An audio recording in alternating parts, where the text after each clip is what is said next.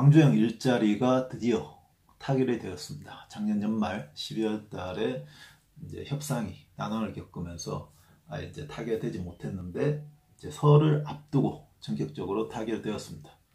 이제 광주형 일자리를 쉽게 설명드리면 기존에 있는 현대차, 기아차 임금의 절반 정도 수준에서 이제 일자리를 10,000개, 12,000개 정도 지금 바로 만든다고 하는 거죠.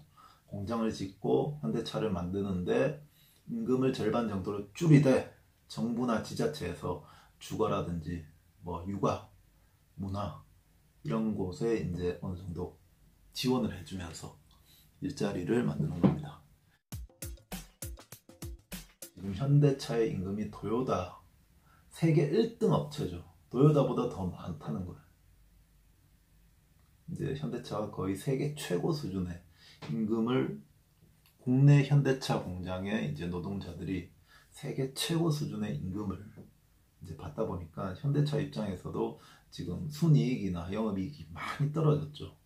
그것이 물론 무조건 노동자 때문이다 이렇게는 볼 수 없지만 현대차의 정규직 임금은 9,400만 원 정도 평균 임금이 되는데 그 다음에 이제 1차 협력업체는 그나마 좀 낮죠. 뭐 5, 6천 정도 되고 그 다음에 2차 협력업체는 또 4천 뭐 그 정도 되고 근데 마지막에 이제 비정규직들 이 하청 파견 업무 나오시는 분들 같은 경우는 같은 일을 하고 오히려 일은 더 어려운 더 힘든 일을 도맡아 하는데도 불구하고 2,400, 2,500 이렇게 받으니까 얼마나 이제 같은 일을 하는데 그렇게 적게 받으면 상실감이 크겠어요.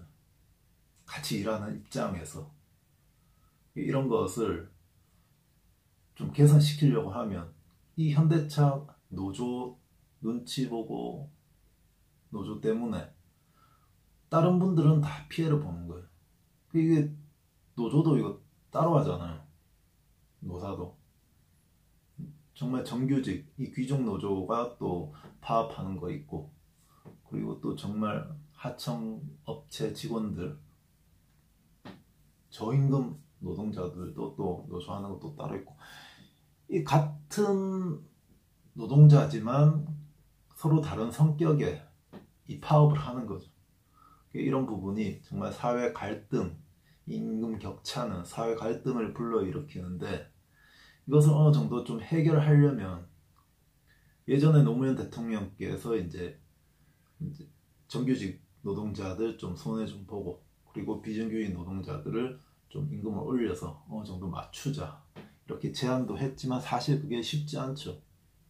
이렇게 많이 받고 있는 사람이 자기 임금을 깎아서 다른 사람한테 나눠준다는 거 안 하려고 그러겠죠. 당연히 광주형 일자리가 시발점이 되어서 이 광주형 일자리 그 이후에는 뭐 대전형 일자리 뭐 대구형 일자리 강원도형 일자리 이렇게 좀 많아졌으면 좋겠다 이거죠. 많아져가지고 해외에 공장을 기아차 같은 경우에도 뭐 미국에 공장 짓고 그리고 현대차도 인도에 자꾸 공장 더 짓고 뭐 베트남에 공장 짓고 이러지 말고 우리나라에 물론 그 해외에도 공장을 지어야겠죠. 그 나라에도 그 나라 법이 있기 때문에 동남아 같은 경우에는 뭐 태국도 그렇고 베트남도 그렇고 그 나라에서 생산된 그 자동차에 대해서는 세금을 그렇게 많이 물리지는 않는데 우리나라에서 수출을 하려고 하면 세금을 많이 매기기 때문에 태국 같은 경우에는 100%입니다. 태국에는 이제 도요타 자동차 공장이 있죠. 그렇기 때문에 일본 차에 대지를 못하는 거죠. 일본 차가 3천만 원에 팔린다. 근데 우리나라 차는 6천만 원에 팔리는 거예요. 같은 등급의 차가. 왜냐하면 관세가 100% 매겨지기 때문에. 그러면 거기 공장을 지으라 이거죠.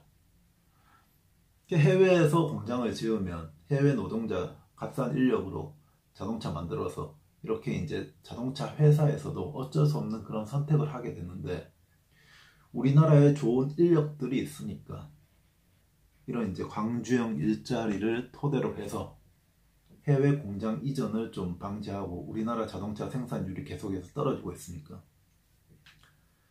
우리나라 공장을 짓게 이렇게 정부에서 유치를 하는 것 굉장히 좋은 지금 과정에 있다 이렇게 보고 있습니다. 이것이 성공한 케이스가 있죠. 그 케이스를 지금 우리가 벤치마킹 해서 하는 건데 바로 폭스바겐이 했던 아우토 5000이라는 프로그램입니다. 그 노동자들을 자동차 생산 대수가 독일에서 많이 떨어지다 보니까 노동자들을 실업자로 이제 해고를 하게 되는 거죠. 그 해고된 노동자들을 이 정부에서도 많은 문제가 되니까 그러면 값싼 좀 임금을 깎고 임금 원래 받던 임금의 80% 정도로 임금을 깎은 다음에 회사의 재정 상태나 이 판매 대수가 또 늘어나니까 그 임금 노동자들을 또 회사로 편입시키기도 하고 현대차와 이제 광주형 일자리 이 부분이 저는 올바른 방향으로 분명히 나아갈 수 있는 시발점이 될 것이다. 현대차뿐만 아니라 삼성도 뭐 인도에 공장 짓고 여러 군데 공장 짓고 하는데 대기업들이 우리나라에서 지금 20대 젊은 청년들 같은 경우에는 대기업에 취업되기가 워낙에 힘드니까 차라리 광주형 일자리도 괜찮다는 거죠. 그래서 바라는 이제 인원들, 바라는 이 청년들이 많다는 거예요. 기업도 살고 이 정부도 일자리가 많이 늘어나가지고 그 인원들이 또 세금도 내고 그러면 정부 입장에서도 더 좋고 정부도 물론 이제 지원을 해주지만 그게 그냥 지원만 해주고 끝이 아니죠. 정부도 받는 게 있죠. 세금을 또 받고 또 자동차 생산 대수가 늘어나가지고 또 기업에서도 세금을 더 많이 낼 거 아닙니까? 청년들도 일자리를 또 얻고 그러면 전체적으로 이 선순환이 될 수 있죠. 삼박자가 골고루 돌아갈 수 있다는 거예요. 그래서 지금 이런 부분이 시발점이 돼서 계속해서 늘어나길 희망합니다. 그러면 경제 분명히 이로운 방향으로 잘 굴러갈 거다 이렇게 생각을 합니다. 감사합니다.